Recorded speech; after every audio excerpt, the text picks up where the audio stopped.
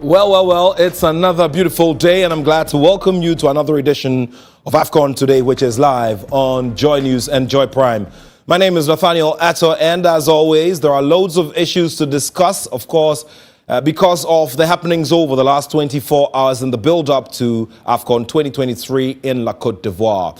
Well, many things have happened, but today we're throwing our focus on who your and my favorite is to win this tournament. This is a conversation that's automatic, that is always recycled around this time when we're building up for the big tournament on the African continent. And so we're not going to be any different. We're not running away from the norm. Would want to get into the conversation of who looks likely to get in there and get the job done. In the past few days, we've been doing some analysis as well, and today we'll be giving it a bit of flesh and a bit of direct, attack in terms of knowing who exactly we want to choose and what the reasons are, what the technical and probably non-football reasons are. We'll also revisit the issues in the Gambia and how the Gambian national team had a bit of a scare mid-air as they were traveling between their home in Banjul and Abidjan. Well, all of these are coming up as we have this one-hour discussion here on the Joy News channel, which is on 421 on DSTV, and the Joy Prime channel, which is on 281, also on DSTV. My guests are already here, and seated Fentuo Tahiru Fentuo from Ghana and Stone from Nigeria would be getting into that conversation very shortly. But thank you all very much for joining us. Who is your favorite to win this year's edition of the Africa Cup of Nations in Côte d'Ivoire? Conversations resume after this round of messages. This is AFCON Today.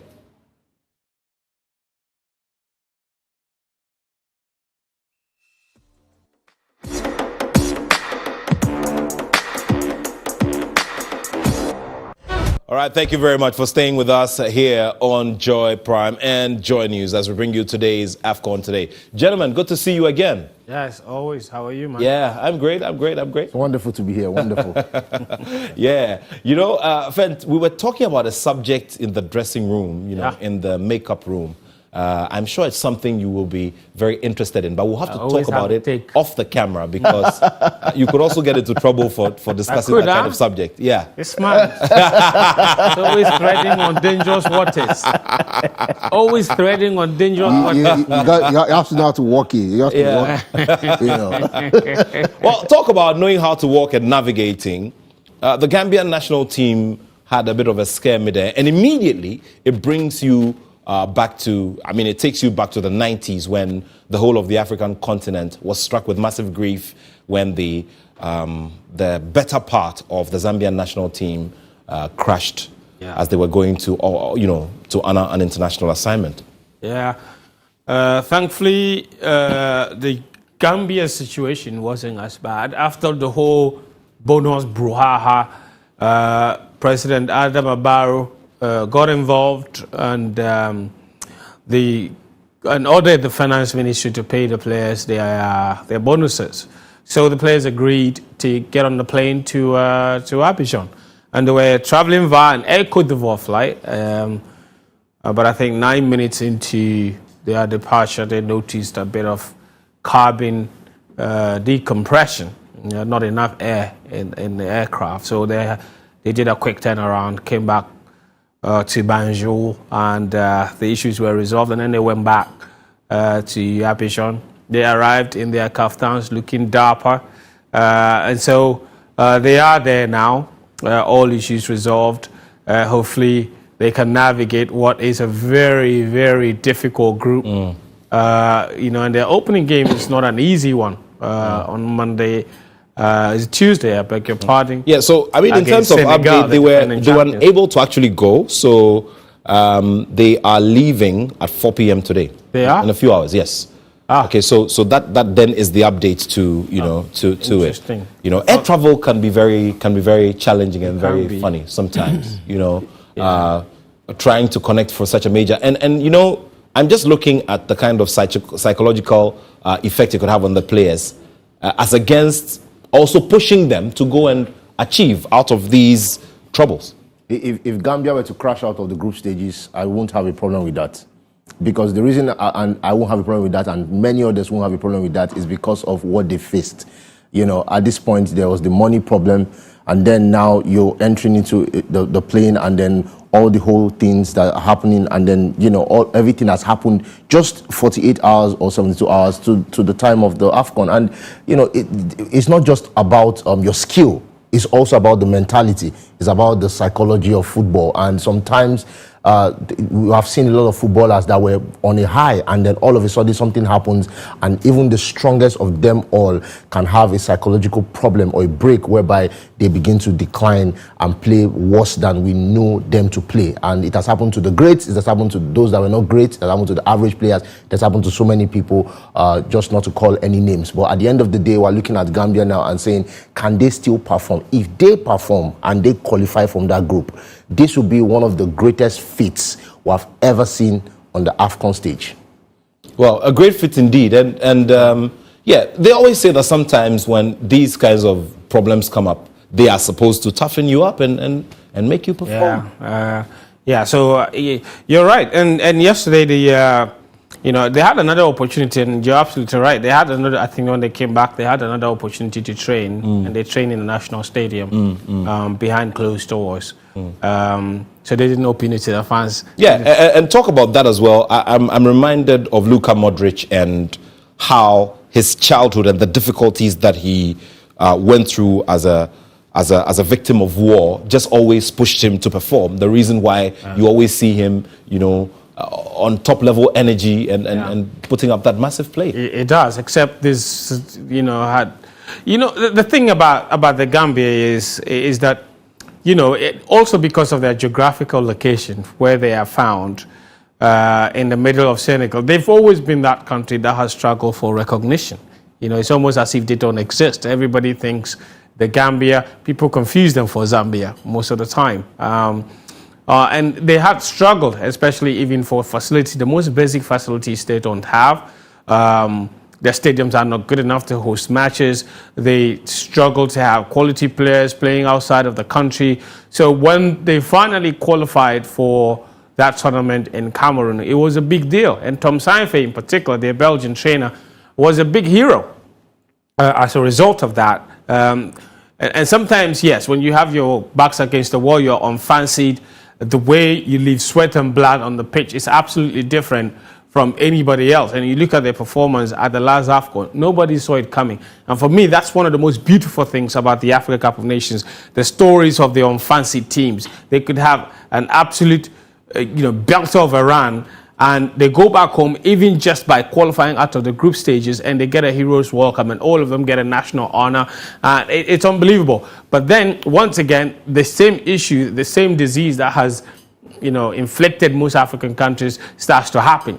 Because then Africa, after the last AFCON, the players realize that, in the 2 years since that last AFCON happened, they've been playing qualifiers and realize that nobody's paying attention, nobody's paying their money. The country goes and makes big promises and says, if you make the next AFCON, we're going to give you 15,000 or 16,000 US dollars per player. So they go once again. And one thing you have to understand is that for players from unfancied countries, most of them don't play in top leagues, so they don't have their own means of earning big money. The national team represents an avenue where they can make money. It's a lot like women's football, where a lot of the women players don't really make a lot of money from professional football, except with the national teams. So they come in there, and that is why, for me, the conversation, it's moved away from, okay, you know what, right now we have an ability.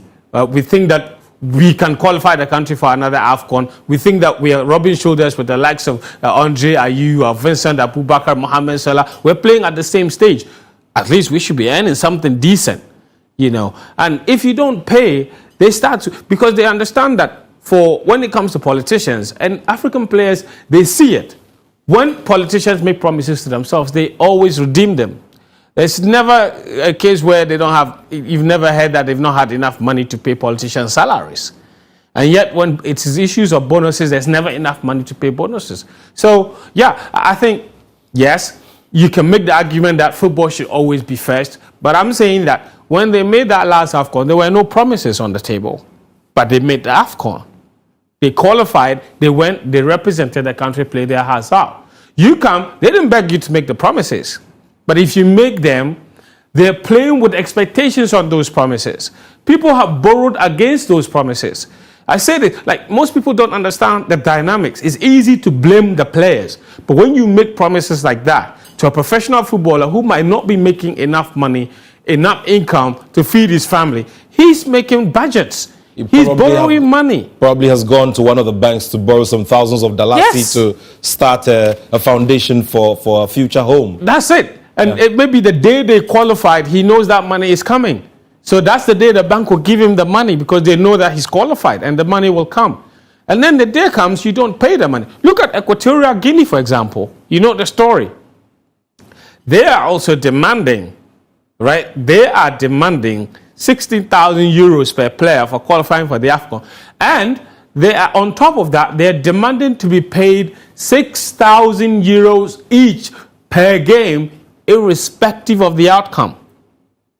So they don't care if they qualify, they win the game. It's not a winning bonus. They're just saying we've qualified, and for every match we'll play at the AFCON, you pay each of us 6,000. You don't pay us, we don't play, the country gets banned, and who suffers? Yes, the players will suffer, but the country suffers the most. And you're also looking at the availability of the resources as well, because obviously Equatorial Guinea is an oil-rich nation. Unfortunately, you don't see the balance in terms of the development of infrastructure. Whose vice president lives on Instagram? Of the people. The vice president, lives large. Yeah, wait, not just live large, shows it. Shows that this is what I'm Nat doing. knows he has a home here. Does he not? I have issues here. Does he not have a home here? Yeah, he does. He has friends here. He comes to shop here. He comes to, party here. He's a party animal. And for me, I think that quantum of demand by each player is representative of what they see in terms of the resource store that is available. Yeah, so, you look at someone like I take it back to a country like Nigeria, where you said that the players are not playing in big leagues, so they're not earning that amount of money in Gambia. But you see a country like Nigeria some years ago where we had to travel, and someone like Mikel Obi also had to pay the bills of the entire players. And we are having some countries where in Africa, the one player who is earning so much money in his club side because of what he's doing, because of his dynamic, because he's one of the best in his position, has to pay for the entire players and then push the whole thing and everything and say, okay, let's just go represent the team. Let's go represent ourselves. Let's do well for our people. There are people that are looking up to us, all this kind of stuff like that. And they do it. And then you have a situation whereby the politicians are traveling to this place to treat themselves and taking the first flight and doing this and doing that and living this lavish life, children abroad, all this kind of stuff, and then finding money inside tanks and wells and things like that. And then you think about it, and then you're trying to tell these players, go play. And when you enter the pitch, you have to look at this. When you enter the pitch, you do not know if you're going to have a career-ending injury. You do not know. There are players that enter the pitch.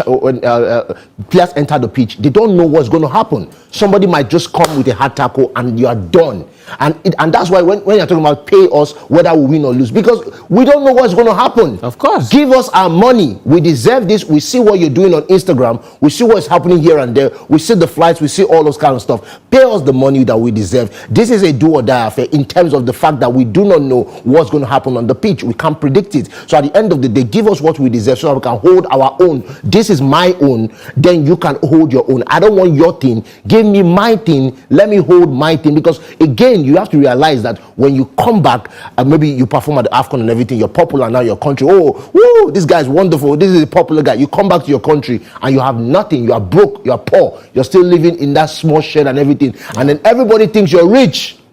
It's a psychological thing. They think you're rich. And then 10 years later, they're going to do a video. Now it happens. We'll go interview people. You just say, he played at the AFCON, he played at the World Cup for the national team, and now he's a poor man. And they do this documentary and video you living on the street. And those videos are out there. They just Google footballer that lost his money. Sometimes he did not lose his money. No. It's just that he was not paid enough. As simple as that. And Equatorial Guinea don't have a good record at the AFCON. They only won one game in the history of the AFCON. They even hosted the competition in 2015. Ghana kicked them out with Gabon in the round of 16.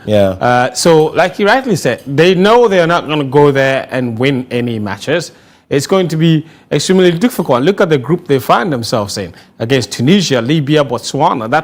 that's always going to be It's very tough. very tough. Very, very, very tough. All right, so you've mentioned Equatorial Guinea. These are the qualifiers. This is the group they qualified out of. Yes. And that's a tough group. And they were able to Tunisia, Libya, and Botswana, and they still made it out of the group. Who knows? But this time around in the group stages, they found themselves in a very, very difficult group, and I don't think they'll even win a single game. Well, so Gambia done, Equatorial Guinea done. Are there any others? That you feel may not come to the party at this tournament? At this tournament?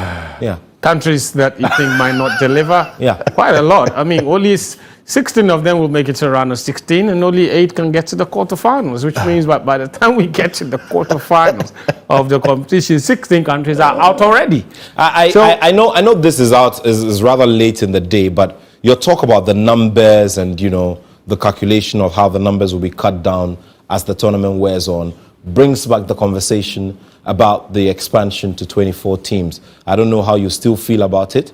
Is it too early to have? Maybe we should play the tournament, see how it goes, and then we can talk about it. I think the expansion is a good thing, because if they hadn't expanded it, we would never have seen Gambia at the last competition. Or not. And or Sierra Leone, for that matter, who all went to the AFCON and impressed a lot of people. There are new teams coming in now. The expansion is good. You have more teams coming in that can showcase their footballing ability, not just the ones that we know: Senegal, Cameroon, Nigeria, Ghana, Egypt, and all those guys. It's good, but it's still the COSAFA region is still very heavily underrepresented, and I'm not sure what's going on there, because I think at this AFCON, out of the 24 teams, only about 3 of them are from the COSAFA region.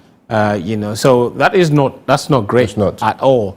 They need to be doing a lot more in the competition, in the qualifiers as well. So I think if you take out South Africa, the rest of them are always struggling. Zambia is always struggling. Zimbabwe struggling. Botswana struggling all the time. Sudan can barely get there. Angola, every now and then they were impressive at some point. Now they're off the radar. We rarely ever see Rwanda, if at all, in the competition. Kenya, they're never there. Well, they were blessed with the tracks and the sprints. Kenya on Instagram is known for something else. Kenya on Twitter is known for something else. And Kenya on TikTok is known for something else. But they are not known for football. I'll just leave it there. So is the strongest. Our former assistant head coach who won Africa's very first under 20 FIFA World Cup title, Selas Tete, he at a point coached the Rwandan national team. He did. So, but I think that the expansion is good for the competition. It definitely gives us a lot more interesting stories. And I say that for the AFCON, I think the AFCON it's the ultimate competition. It's a pinnacle of football on the African continent. And all the noise about the timing. Listen, the AFCON started in the 1950s. At the time, no European cared about what an African footballer was at the time. We're playing our competition. Why would you now come and be interested in our players and suddenly you want us to change our competition because you're not interested in our players? No, I don't agree. I think AFCON is unique. It's chaotic, it's not perfect, but it's all part of the AFCON's charm. All these bonus rounds are all part of the reason why the AFCON is an interesting competition. Sure. The AFCON is the only competition that gives you such crazy storylines. The uniqueness of the competition is bar none. The varying storylines, the varied personalities, the languages, the celebrations, all right? From the AFCON, in the whole of this week, CAF has been releasing different celebrations from different players. Listen, the repertoire of celebrations you find in an AFCON, you're not finding it anywhere else in the world. That is the charm, and that's why Sky Sport is paying a lot of money to now broadcast the African Cup of Nations in Europe. The competition is growing. We have our issues. We are not perfect. It's only in an AFCON that referee will end the match 3 times before the 90th minute. We find it funny, it's ridiculous, but it's part of the charm. You understand? Well, Sir Alex Ferguson also, set a record of regulation time going beyond 100 minutes. I know the Manchester United fans won't forgive me for that, yeah. But, interesting stuff there. So, all of these, Kenya, you're not giving a chance. Anybody else? Anybody else? No, Kenya not even there. Sorry, I mean, I was just talking about the people that are there. So basically, you know, I don't want to be on the bad sides of some countries, because the last AFCON, I was on the bad side of Sierra Leone. You know, they opened some WhatsApp groups and Telegram stuff, and because I said they were not going to do anything, but they didn't do anything, but they did something a little bit. But South Africa is coming to the AFCON for an excursion. Why? Because the South African national team does not have a good coach. That's number one. What do you mean? So, he's an AFCON winning coach. Now, let me explain it to you. Now, if you notice the past couple of games that they've played, their in-game changes have been terrible. And the fact that they have a goalkeeper that is not actually up to average. The goalkeeper makes so many mistakes that I look at the South African team and I look at them and I say, number one, you have a goalkeeper that's not good enough. Number two, you have a defense that when I look at your defense, in terms of counter-attacks, you are substitutable, and you're playing against an African, you're going against, maybe if you're going against Cameroon, if you're going against Senegal, if you're going against Tunisia, if you're going against Egypt, you're going to lose. So at the end of the day, South Africa is a mid-table team that I expect to get to the round of 16 or quarterfinals and crash out. That's what I expect from South Africa. And then if you look at the last couple of games, the striking position and the passes that have come into the box, their providing situation has not been great. And you look at Pesitao, who's supposed to be their best player, who also his finishing has been below par for the past couple of 8 games or so. So at the end of the day, coming into this AFCON, you have a situation whereby the South African team is, to me personally, when I look critically at the terrain I'm looking at, the defense is average, the midfield is, you just have Pesitao and all this kind of stuff, who cannot finish very well. And then you have the attack, who they are trying to, do we play in Pesa, do we play, who are we playing in this attack and everything. And then you have the coach who is not making the right in-game changes, although he's an AFCON winning coach and wonderful. You can't win in Ajax and then come over to another team in Manchester United and you become a jobber and you become someone that's not good enough, and they're talking about Ten Hag out. So at the end of the day, while I'm looking at South Africa, you get to the round of 16, you get to the quarterfinals, and then you crash out and you go home. Wow, interesting stuff there. There's still a lot more to discuss here as we look forward to seeing who have the massive strengths. Who has the massive strengths and who looks likely to take this one. There are definitely names that all of you would want to see at this time in terms of who will have the strength. Let's begin with Cameroon. Cameroon, started it off because of their dominance of the continent and, presence at the FIFA World Cups. They grew a lot more confident, and they have been a major force since. Yeah. If you take out Egypt, Cameroon are the second country with the biggest pedigree in the Africa Cup of Nations, with 5 titles. The last one, of course, coming in 2017 with a very own fancy team that Hugo Bruce took to that competition and won. And Cameroon has always been that country that always comes into every competition with controversy. It's never smooth. Look, we say Ghana and Nigeria are chaotic, but Cameroon is next level. And that 2017 AFCON when they won, we all remember that almost half of the big players didn't go to the competition because they didn't want to go to the competition. Including the likes of even Andre Onana himself and, Choupo-Moting. All of them didn't show up at that competition. The Liverpool defender, Matip, all of them didn't go. And somehow they still ended up winning the competition.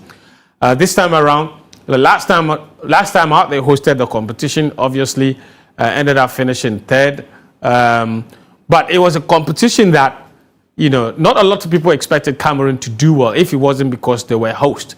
But Vincent Aboubakar, we spoke about him yesterday, he showed up, he and Tuko Ekambi, they showed up and they delivered a masterful performance. Look, and it is one competition that Cameroon didn't win, but not a lot of people were very upset in Cameroon because they gave it everything to try and win that competition. Obviously, it didn't happen, but they showed us yet again that when it comes to the Africa Cup of Nations, they cannot be ruled out. They are going into this competition yet again with all their controversies, and the biggest one being the absence of Andre Onana. He continues to remain at Manchester United, and I'm very surprised that at this stage, that Rigobert Song still has not released a statement to ask him from the squad. I don't know what his business is at Man United, and now we are being told that he will not even be present for that first game against, I believe it's against Guinea. It makes absolutely no sense why he continues to remain there.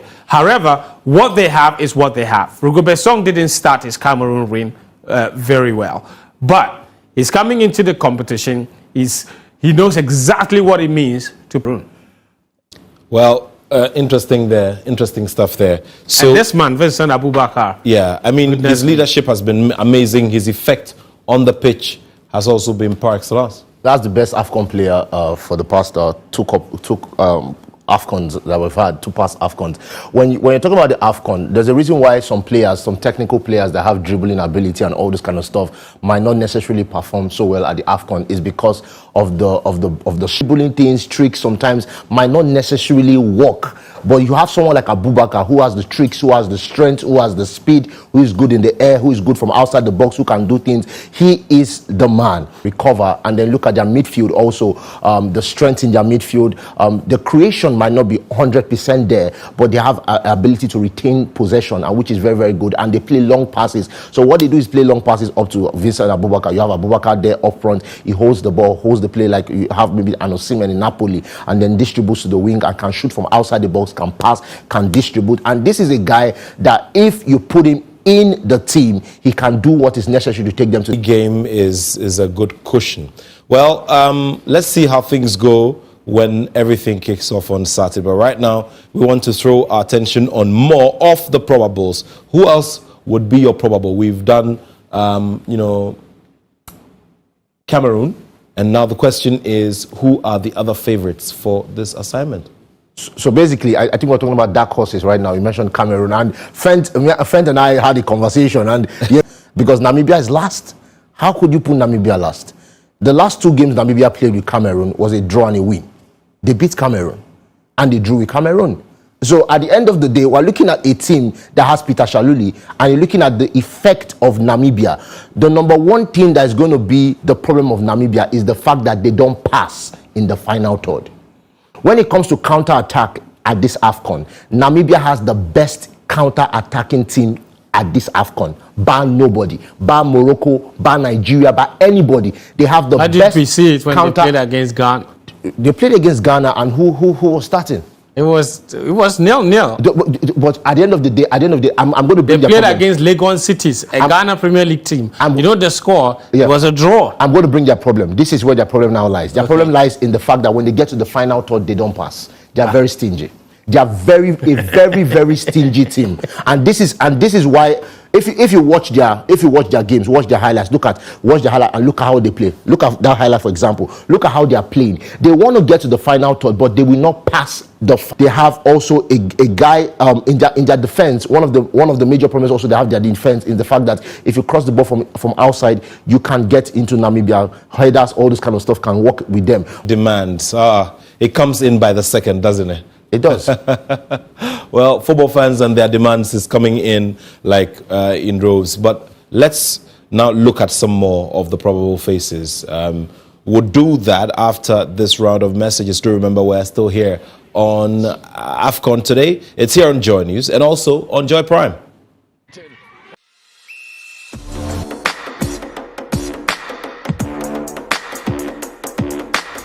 Well, we're still looking at the probables for this tournament and who gets that very big trophy. It's a very interesting conversation, set of conversations we're having here now. So let's now throw the focus on, let's look at Egypt, okay? Now, no, we're looking at Nigeria. Okay, Nigeria, before we go to Egypt, okay? All right, so there we go. 20 appearances at the tournament. The best results were in 1980, in 1994 when Tunisia hosted it, and of course in 2013 under the late coach Stephen Keshi.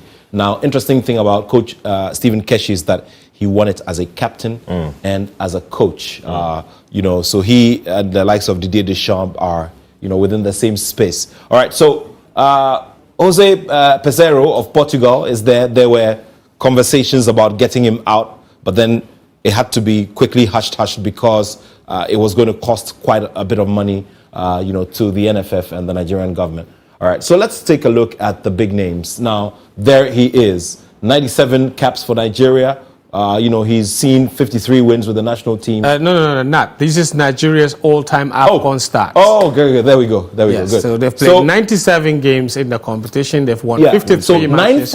nine finals, in all, and they've won 3 out of them. So 6 of them ended up in disappointments. And in the last AFCON, it was obviously the round of 16 where, there was a very big rating tag put on the team. But of course, Tunisia had to end all of it. Yeah. Let's go back to that last graphic. I just want to see their fixtures again. And Nigeria in particular, there you go. So against Equatorial Guinea is their opening game. It's a must win. They have to start well. Then because against Cote d'Ivoire is a very tricky one against the host nation, and we'll talk about the host nation very shortly. But I think that Nigeria, this is a baptism of fire for them. Nigeria goes into every competition, every AFCON really, believing that they must win. And the last time they won it, they were unfancied. Nobody thought it would happen, but it happened. But when they have been expected to win the competition, they haven't done it. Unfortunately for them, the last AFCON, Victor Osimhen missed it. This time around, he's coming into the competition, and he is expected to be the key man. They will miss Victor Boniface, but I think that ultimately, attack is not where Nigeria's problems are. They are still stuffed in there. Even Murphy, who has replaced Boniface, is doing 6 goals so far this season, and in the League R as well. Then you've got Ademola Lookman. You've got lots of talent in that Nigerian attack. And for me, that is where Nigeria's biggest problems are, because the temptation to always stuff a lot of attackers into the team is why, for example, in 14 games that Pesero has taken over, they've conceded in as many as 11. They can't keep any clean sheets. And the 4-2-3-1 formation, sometimes it's not helping, because in fact, sometimes most of the formations he's tended to play has been 4-2-4, where he likes to put 4 attackers in there. It works against weaker opposition, as we saw against Atomi when they scored 10 goals. But in teams that are very strong, especially in the middle of the park, they struggle. Like we saw against Zimbabwe in World Cup qualifying. The goalkeeping is another big problem.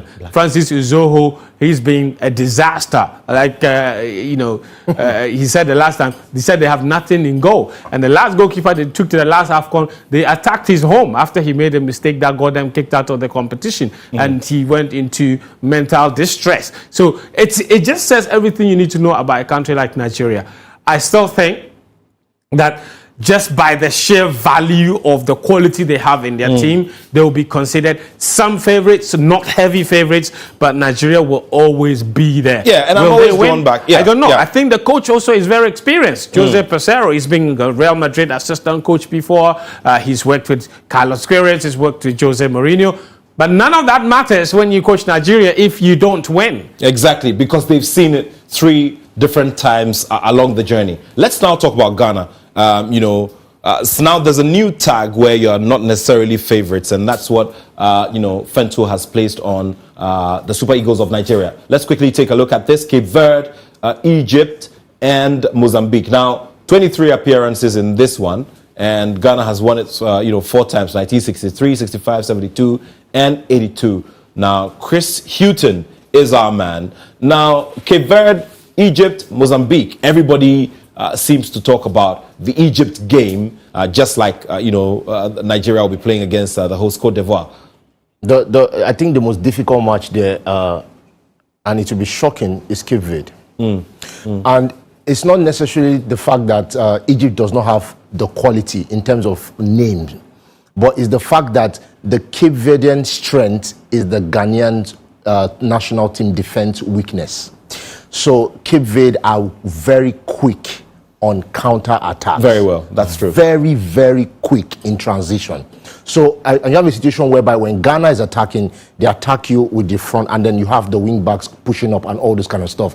And a situation whereby Inaki Williams is not getting passes so much. If you watch the game many a times, I'm like, why are they not passing to this guy? Like, what's happening? That kind of stuff. So if in a situation whereby you don't have Thomas Partey who can control the game, and you're looking at that situation, if you lose the ball, the transition is quick. And when the transition is that quick, and you're looking at a situation whereby you don't have the fastest center backs, you don't have you have a situation whereby you can be attacked at that situation. Cape Verde is the person to look at, because with Egypt you already know how they play.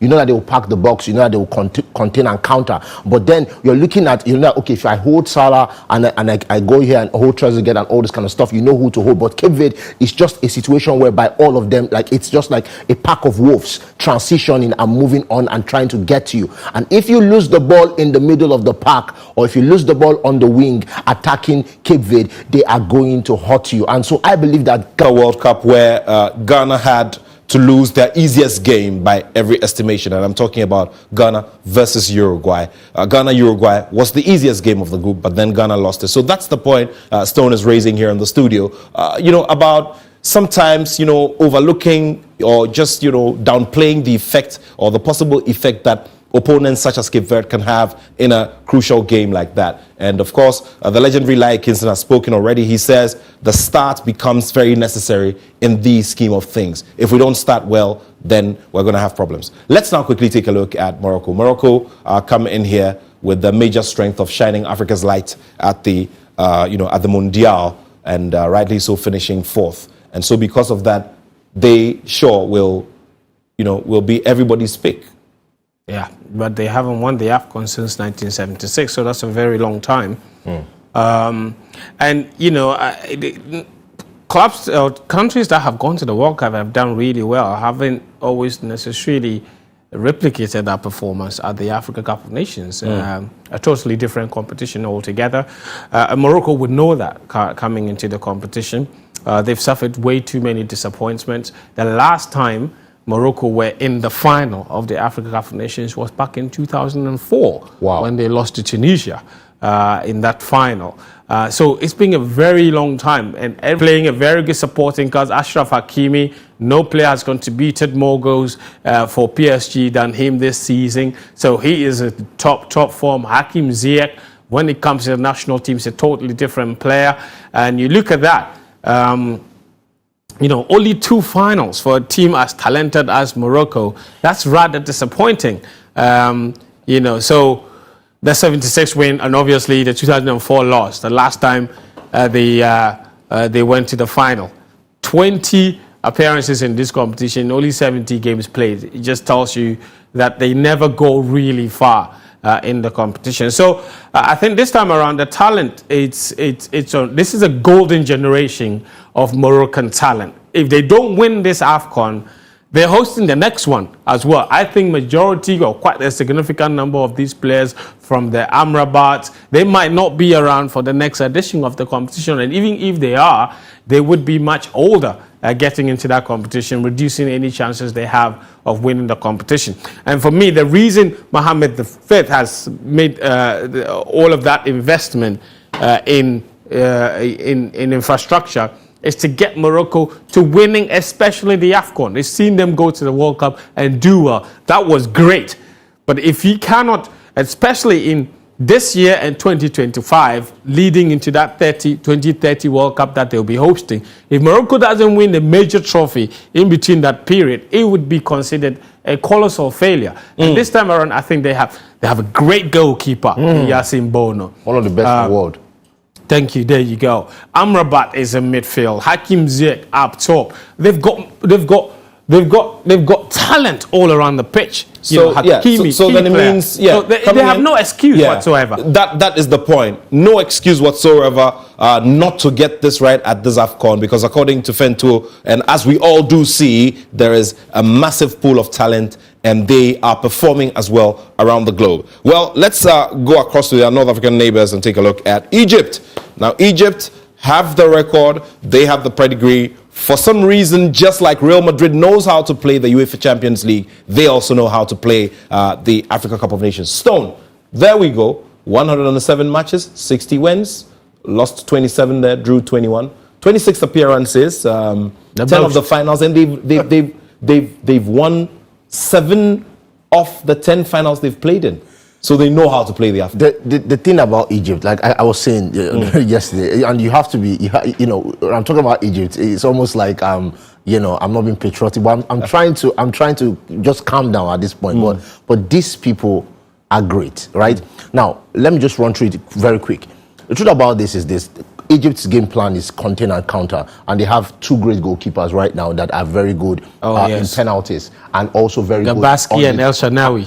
And you know, if you put any of them can start. Gabaski in the last AFCON was a revelation. Yeah. He was the goalkeeper that everyone was like, what's happened? This guy saving penalties left and right and was very good on the pitch and all this kind of stuff. Now, the Egyptian national... So it's time to bring in Karim. Karim, come over.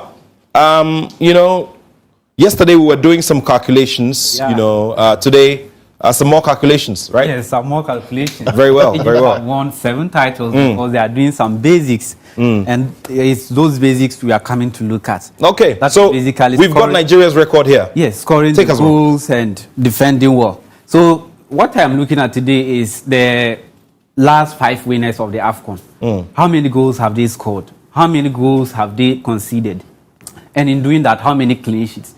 What are we going at? We are looking at it. If Ghana is doing the title, what are we going to do in terms of goals and scoring goals? What is required in defensive performance to win the AFCON? And we are using the last 5 editions as a benchmark to arrive at that conclusion. Let's look at Nigeria's run in 2013. They won it in South Africa. They played 6 games, scored 11 goals, and conceded just 4. So as we are going through the numbers, you see that the goals conceded is falling off. It's falling off from 2013 to now to 2021. Now let's go to 2015, where Ivory Coast, they won the title. They beat Ghana in the final on that marathon penalty shootout. In 6 games, they've scored 9 goals and conceded 4. That's the same as Nigeria has done in 2013 and won it. Let's move on to 2017, where Cameroon won it. In 2017, again, Ghana lost to Cameroon in the semi-finals, 2-0. And in their run to winning the title, they've scored 7 goals and conceded 3. You've seen that there's a drop in the number of goals conceded. And that's how it's going to be like throughout going to 2021. So let's get to the 2019. In that final. So in 2019, Algeria, they won the title. And this time it means that they've played more games. Play more games means they are scoring more goals. That is 13 goals scored and conceded. But they conceded 12. They conceded 2. That's an error there. Yeah. It's supposed to be 2. So it's also dropped from 3 to 2. And also scored the highest from 2015 up to from 2013 up to 2021. If they are winning the title, they've scored the highest and conceded the least. Then we go to 2021, where Senegal beat Egypt on penalties and won it. So in 2021, Senegal did also play. That's the second time we are playing with 24 teams at the AFCON. And in 7 games, they have scored 9 goals and conceded just 2 as well. So if you are looking at it, Nigeria, they conceded 4 in 2013. In 2015, Ivory Coast, they conceded 4. In 2017, Cameroon, they conceded just 3. And in 2019, Egypt, they conceded 2. Here too. 2019 was Algeria. Algeria conceded 2. Then 2021. Then Algeria. So that then goes to Ghana. Yeah. Now this is where the juice is. So in that run, in 2013, Ghana finished 4th. They lost the 3rd round game to Mali, losing 3-1. In that run, they conceded. I think I don't have the Ghana graphic yet. They conceded about 6 goals in that. Then. And they kept 3 clean sheets. Cameroon, they won the title, but they kept 2 clean sheets. So it means that Ghana's numbers during that was Ghana kept 3 clean sheets. Even though they played the same number of games. Yes, they played the same number of games because Ghana has got to play an extra game for going to the 3rd round. Then in 2015, Ghana finished 2nd against. That's your graph. Losing to Ivory Coast. We kept 4 clean sheets there. That's 2 more than Ivory Coast has done in 2015 and won the title. Then in 2017, we got to finish 4th again, losing the 3rd round playoff again. And we kept 3 clean sheets in that again. In 2019, we conceded as many as 2019 here.